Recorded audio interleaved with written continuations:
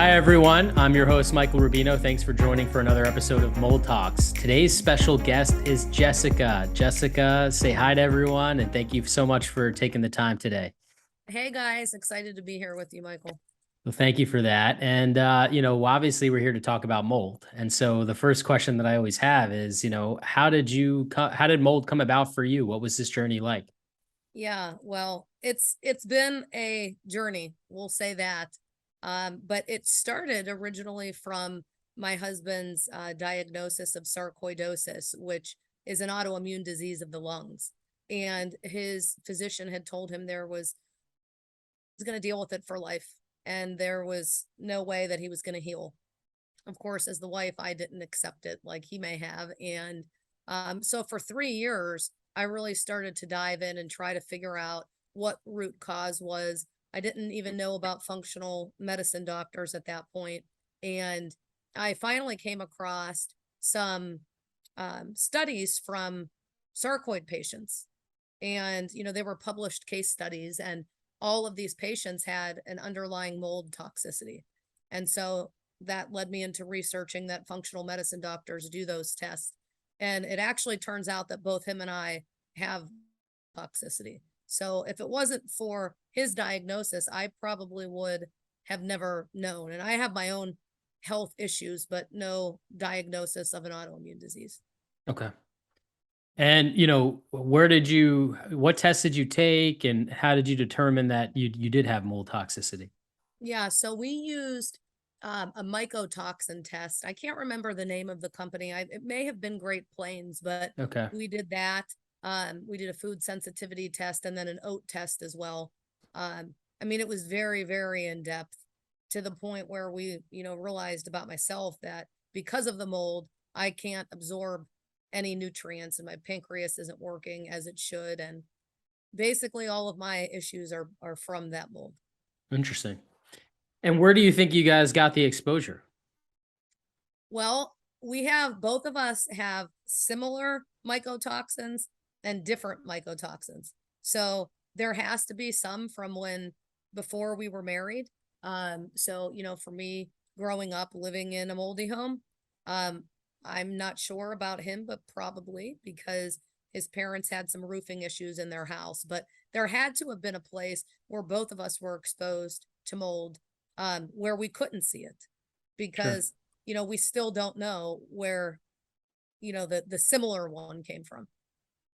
Yeah, and it's really interesting is most of my clients, they don't have obvious signs of mold in their home. It's hidden, it's behind walls, it's in HVACs, it's, under flooring, it's in spaces they don't frequent often enough. So it's very interesting to kind of see that. I think that's why dust testing technology is so helpful to see what you're exposed to because you're picking up stuff that's not apparently obvious. Yeah. Um, and so you said offline that you guys are living a traveling lifestyle. I'm very envious of that, by the way. And so explain to me a bit about what you guys are doing in terms of how are you vetting these places as you go from place to place to ensure that there's no mold there? Yeah, so that's a very good question, because once I found out that we had this mold toxicity, we actually just joined the travel team. So, this mold toxicity diagnosis happened in the last 4 months. So we've been in the same location. And what is it called? The ERMI test. I think I'm saying Sure. the Yeah. right way. So I had that done where we currently are right now, but it is challenging because my husband and his employer pays for us to live. So, we don't really have much of a say where we go. However, in this one location for 4 or 5 months right now. So I don't know if I'm going to do that same ERMI test. You probably could tell me what is best for me to do moving forward, being in places shorter periods of time. But it is definitely a concern because I know you can't heal living in mold. Right. So I don't want to spend all that money for no reason. No, it makes sense. I mean, any test Mm. that can help identify different species and different quantities of spores that are in the environment that you're breathing in, because as we all know, we breathe in our dust. If you ever sat on a couch on a sunny day and saw that ray of light peek through the window, you know what I mean. Yep. Um, so yeah, it's really important. What's in our dust gets in our bodies. I think that is a great way to kind of look at that. Obviously that comes with some challenges, especially because you don't have a say in what place you stay in. Hopefully with some testing, and if you bring this to the employer and say, look, this place has an issue, and I'm trying to heal here. Hopefully that'll arm you with some information to be able to notify the employer when you're in a space that isn't so good. My company does a lot of traveling for remediation, and if we obviously don't know all the hotels we're booking and making sure that they're safe, anytime we get notified that a place is, just not a good place, not safe, the air quality is not good, we immediately rearrange things to put employees in better places. So hopefully it's something the employer would consider if you guys did find something that wasn't going to be adequate for you. Yeah, absolutely. Because living in a hotel is a possibility. Yeah. We did that for 3 months. And how was that, by the way? Did you enjoy living in a hotel versus like where you have a I mean, place now with like a we're in a kitchen? fully furnished condo right now, so that obviously is way better than living in a hotel. But yeah, I mean, that spurred me on to have one of those little propolis machines and to buy an air doctor because, I mean, we were figuring things out then. I didn't even know we had the mold toxicity when we were living there at that point. Yeah. So I would feel a little bit different about going back to a hotel now versus how I felt before. But yeah, it was challenging, but we figured it out. So, obviously you explained a little bit about your husband. What were some of the symptoms that you guys were feeling when you were first dealing with mold toxicity? Yeah, so both of us experienced completely different symptoms, which I thought was interesting. Um, for my husband, he's fatigued all the time. That's probably the number one thing. His eyes are affected. They're always real dry. And sometimes he has blurry vision. And then, he has the sarcoidosis of the lungs, so it mainly attacks him there, where, he has difficulty breathing sometimes. And, he has the inhaler, but he also has brain fog, low libido, and these are things that, as you get older, that's kind of at first what he was chalking it up to. Like, hey, we're just getting older. I'm like, man, what you mean we're getting older? You are 36, you know?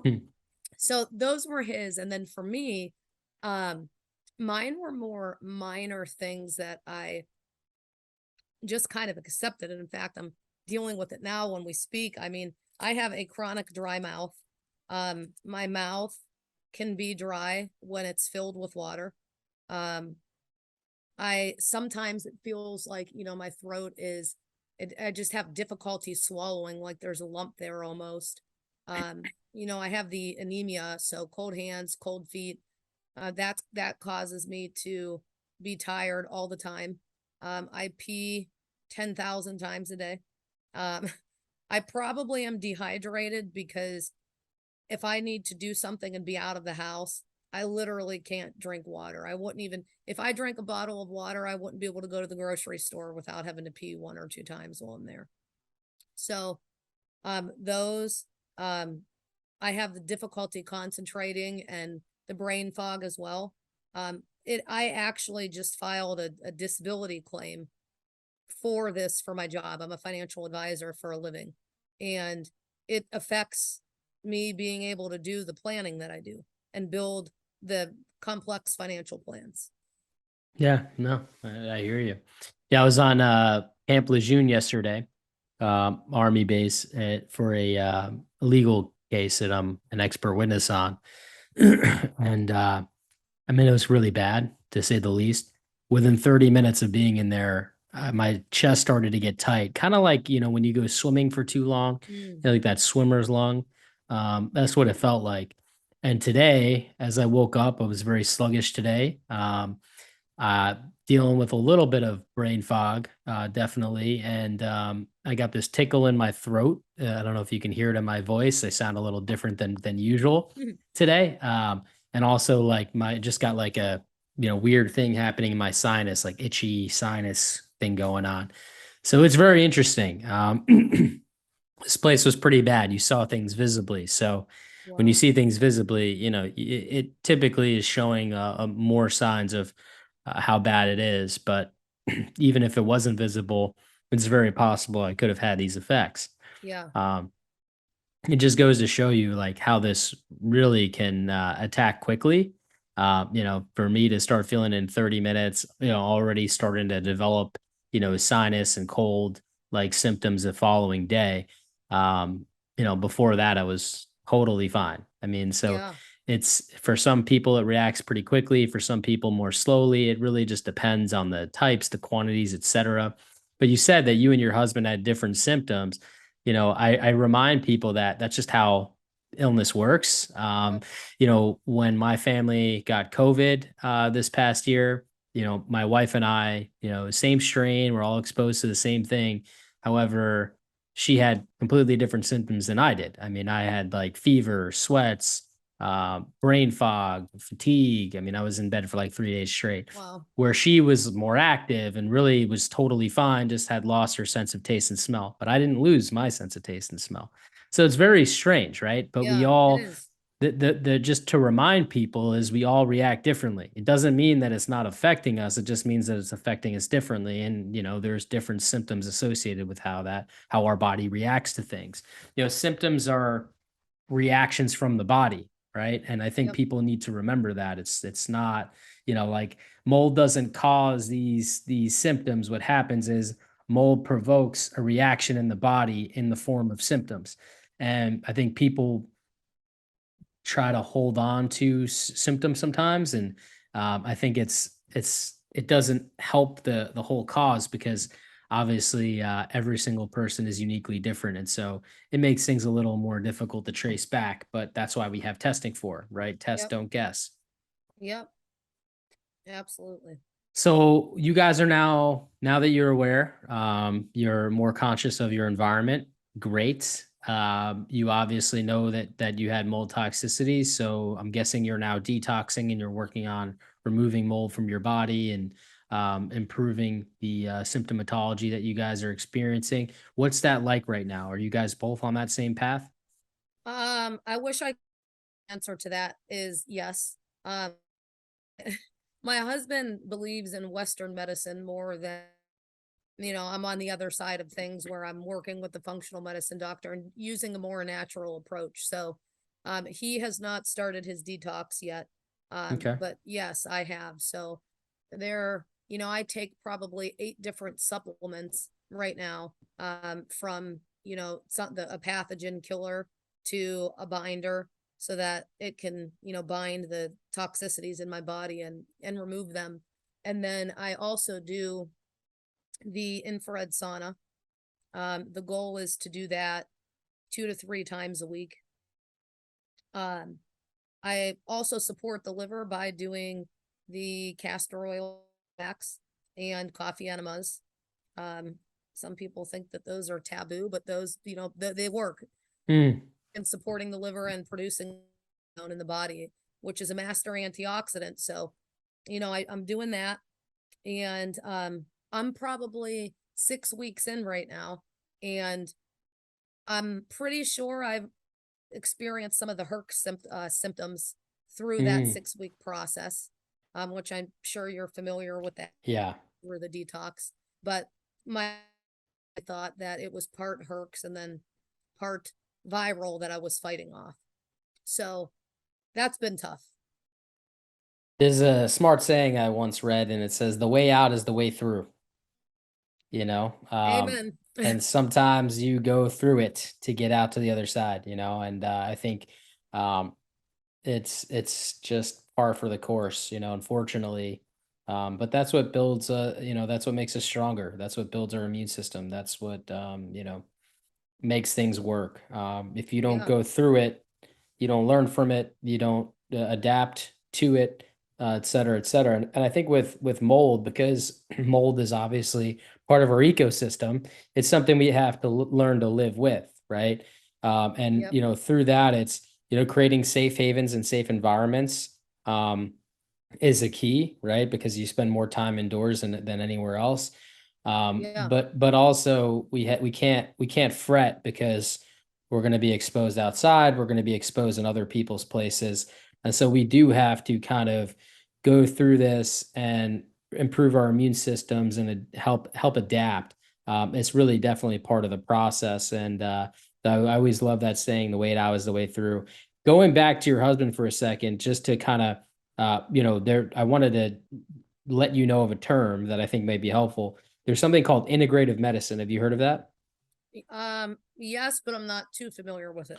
Okay, so integrative medicine is both Western medicine and functional medicine combined. Okay. So these are doctors that believe in Western medicine and also like getting to the root cause of functional medicine.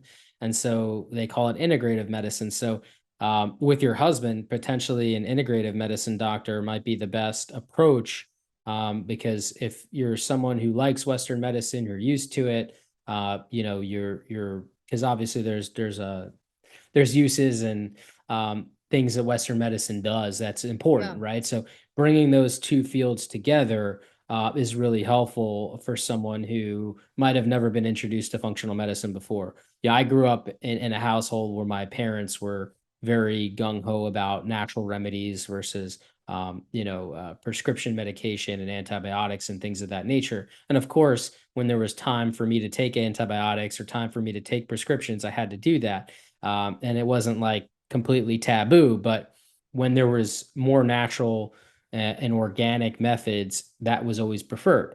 yeah, Um, and following that root cause always was the point of what we're trying to get at and accomplish here.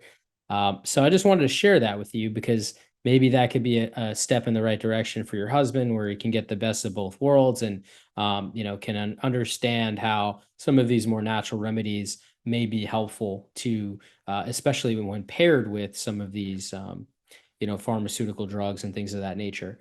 I think that might be helpful for anyone listening, including you, who might struggle with, oh, I want an MD, or I want it to be Western medicine, because there are developments there, but we're not all the way there yet. yeah. Well, hey, if he's on board with that, I'm gonna give you some residual income, okay?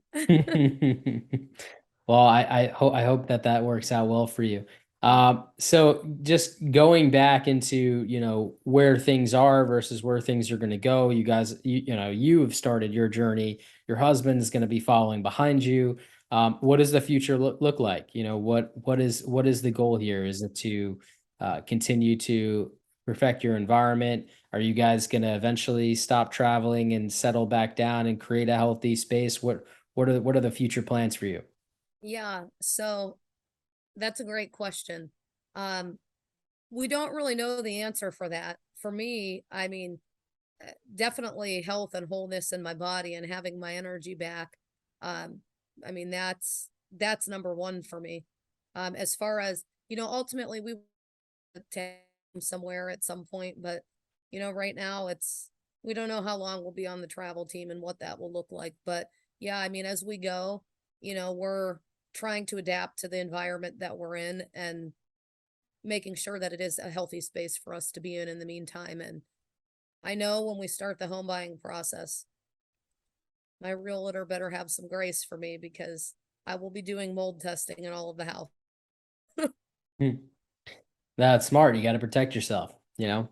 And I think that's where a lot of people get hurt. I mean, I've had many clients over the years where first time home buyers or um, bought a house and moved in and then they got sick. And when you're buying a house, typically the way the house buying process works is kind of an interesting process, because we always just go to our mortgage company and say, how much house can I afford? Good, I'm going to go with that. And you kind of have your marching orders from there. But what people don't realize, when you buy at the height of what you can afford, then you have to be able to accept that house as is. Yeah, Because if you buy at the top of the market and you can't afford to put any money into the house when you move in, it's going to create some difficulties. I mean, when I buy a house, I say, what's my budget? Good, let me spend 25% less of yep, that so that I can have money to maneuver if need be. Because I think in my with my experience a bit different. I buy houses that I know need work, and then I put money into that, and have the equity left over to be able to move in, know that I'm not going to be underwater, and ensure that the house is going to be safe for me and my family. But if you don't go into it like that, buying a home, and you're looking to buy something move-in ready, well, then you should expect that there's going to be a couple hidden problems. HVAC's going to at the very least need to be cleaned. The house will need to be cleaned. These are things that people don't realize or go into it with that mindset, and they just let me buy a house, let me earn me every house, and then let me see where it's at. And you could end up earning 15, 20 houses before you find one, which obviously costs money there, and it's just a difficult journey to go down into. I mean, if you kind of go into the mindset like this is a great bones, I know if I put this amount of money into it, I can fix all of these problems. This is at the lower end of my budget, so I'll have room left over. It makes the process a lot easier because, you know, finding a needle in a haystack or a diamond in the rough can be very stressful. Yeah, true. Hopefully that makes some sense to you and gives you some tips for when you are ready to buy. Yeah, absolutely. I have that as the financial advisor in me too, Mike. Yeah. Oh, that's it. You're right. Said use 100% of your budget. I felt that. Well, as an a financial advisor, then how the typical person operates financially. I mean, I think it's needs to be said because somebody listening could be like, ah, I'm about to buy a house, and you're right. Maybe I Yes. shouldn't use the top of my budget and make sure because it's we always want the best location. We always want the most square feet. These are things that just kind of happen in that real estate mindset. But we also want healthy homes, and Yep. healthy homes are hard to find, but easy to create. And I think, the people just have to be of that mindset to know that you're in control. If you buy a house and you figure out what the problems are and it makes sense for you to move forward, then you can fix them. Yeah, absolutely. That's good. Yeah. Well, I really appreciate you taking the time today to meet with me and kind of share your story. There's just really two questions that I have left that I think are always kind of fun and interesting to provide some perspective on.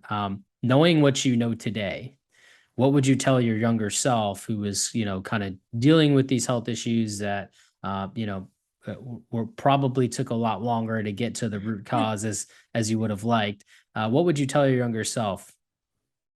Well, the first thing that came into my mind, it was a lot of times we fight our symptoms that our body shows us, and we try to medicate those symptoms instead of realizing that there our body sending us clues that there's some type of inflammation or problem that's going on, and it's trying to signal us before there's full-blown inflammation and full-blown disease. So if I would have realized that back in 2014, before I had my gallbladder removed, and realized, hey, some of these things, there's something causing these problems.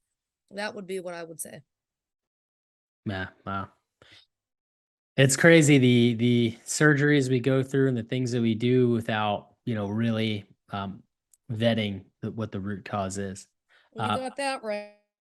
So the other question that I have is another, could be fun one, provide some unique perspective is, you know, what's one good piece of advice you can offer somebody who may be struggling with, mold toxicity today that's listening to this episode, trying to learn as much as they can.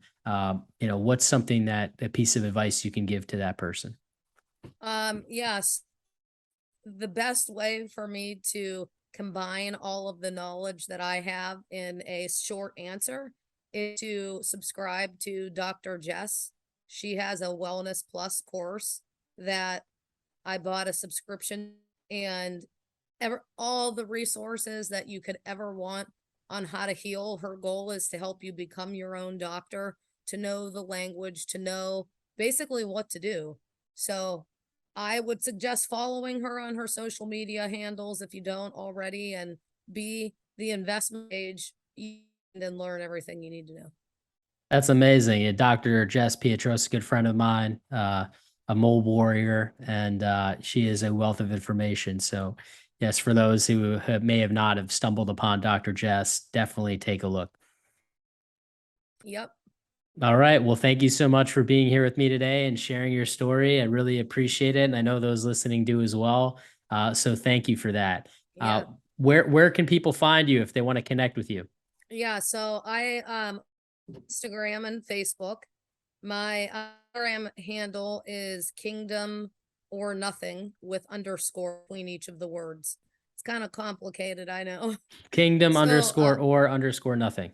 and then another underscore at the end. And another underscore at the end. Okay, good thing Yeah, I and then asked. and they may ask if they want to follow a because I'm always posting on there. So just All right. Well, thank you for that little disclaimer. Jess, this has been a great chat. Thank you so much for taking the time to share your story. I really appreciate it. And we'll be in touch. awesome. Thanks for having me, Michael. Have a good one.